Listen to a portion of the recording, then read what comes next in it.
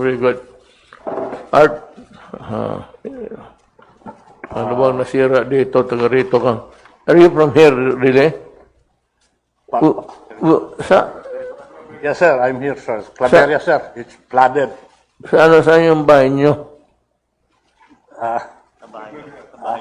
Sa Claveria ho, one of the small municipalities in Cagayan after Ilocos. Right now, it's flooded. It has sustained a lot of damage.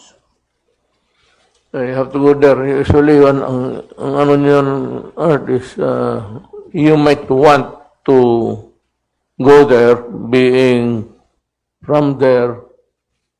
Nandito man sila, you can divert some pagkain pati tubig.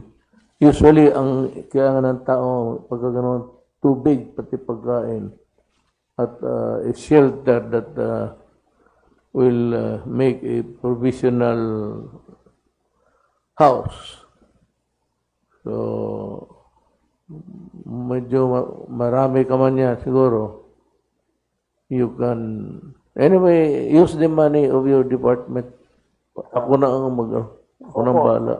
Opo, Mr. Mayor President. In fact, I was talking with Secretary Debot Bello this morning. Mag-relief operation ho kami within this week na ang concentration ko po yung tubig at pagkain. Magko-coordinate po ako kay Governor Mamba saka kay Mayor Soriano at ng mga ibang mga lugar dito sa Cagayan upang nang sa ganun makatulong ako sa pagdidistribute ng mga relief goods, Mr. Mayor President. Well, in the coming days, it should be an improvement or a repair or a rehabilitation of their house, home. But in the meantime, ang kailangan nila, and it must be sustained, yung pagkain, pati tubig, yun talaga ang kailangan nila. Yes, sir, Mr. President. Okay, Idagdag ko lang po, kanina po, maaga ho kami dumating nila Secretary Bebot Bello at nagkaroon kami ng panahon umikot. Nakipagpulong kami at umikot kami sa lugar. At nakita ko ho naman yung pagbaba ng baha. Sabihin ko lang po na wala hong damage sa airport, walang minimal damage sa mga pantalan. Sa mga opisina ng LTO at LTFRB, wala hong na-sustain na major damages. Okay naman po. Ang nangunguna ho sa operation ng Department of Transportation, ng Kagawaran ng Transportasyon dito sa Cagayan, yung Philippine Coast Guard po, na kung saan talagang walang tulog, sige-sige lang ang trabaho. Yung Philippine Coast Guard ho, sa report kanina sa akin, na itala nila na nagkaroon sila ng rescue ng mga 390 people sa 2 araw na nag-operate sila. Kahapon ho, meron silang rinetrieve na 2 tao na kuryente, patay ho. Tumulong ho dyan yung Philippine Coast Guard. Kasama na ho dyan yung pagpadala ni Commandant Orsabia ng mga floaters, lifeboat, saka yung truck with boom. Ginamit na rin po namin yung chopper ng Philippine Coast Guard nang sa ganun makatulong kami sa rescue and relief operation. Sabihin ko na lang po sa aming pagpupulong kanina na nakita ko yung nakakalbo yung kagubatan at talaga hong nag-overflow yung sa Ponton Bridge, yung Cagayan River. Mapapakita ho dito ang 2 pangangailangan. Number 1 ho, yung itigil yung pagputol ng puno dito, yung reforestation program, kailangan ho ituloy yun. Pangalawa, yung tinatawag na dredging sa Cagayan River. Kung hindi ho magagawa yung 2 na yan, paulit-ulit hong mangyayari yung pagbaha dito. Kaya in the medium term, kailangan ho talagang buhos ang trabaho dyan sa dredging saka sa reforestation. Let me be very simplistic if I may, Mr. Mayor President. Kanina sa usapan namin in discussing the reforestation, narekomenda ng isang RD ko sa LTFRB, sabi sa akin, Sir, bakit hindi natin gawing proseso na pag merong kumuha ng prangkisa yung kooperatiba or prangkisa yung mga individual, part of their responsibility is to plant trees. Kung may kooperatiba ka dyan, ililimit ko, minimum mo dyan, 500 trees kada prangkisa na ibibigay ko sa'yo.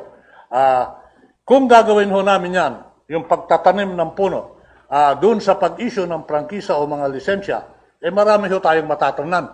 So I will be coordinating very closely with Secretary Roy Simato kung saan i-identify nila yung mga lugar na kung saan pwedeng taniman.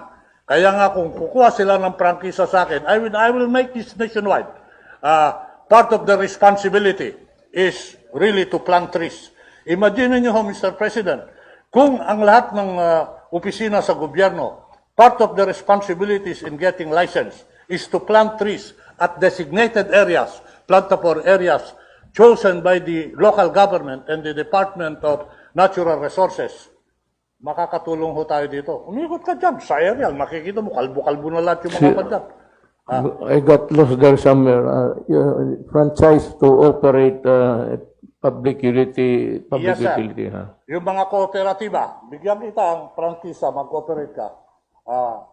Effective dito, magtanim ka, 500 trees.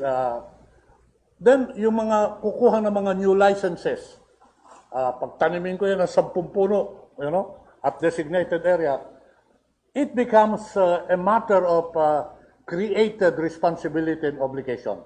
Then we can address in our own way that system. Pangalawa ho, pwede ko nang sabihin, Secretary Bebot Bello, na pag-usapan ho namin ni Secretary Bebot Bello, low-lying fruit.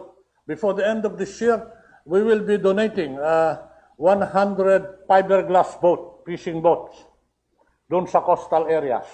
Nang sa ganun, kasi tinamaan ho talaga yan eh.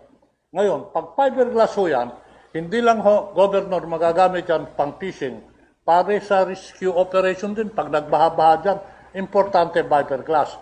Nag-usap ho kami ni Secretary Bebot dyan, at magtutulungan kami na before the end of this year, Secretary Bebot, nakaposition tayo ng 100. Yun ho yung mga usapan namin. So basically, yun po yun, Mr. Mayor President, ito ho yung estado at gagawin ng kagawaran ng transportasyon. Maraming pera kayong dalawa ni Bebot. Marami kayong reserve na pera. Where do you get the money to buy all those fiberglass?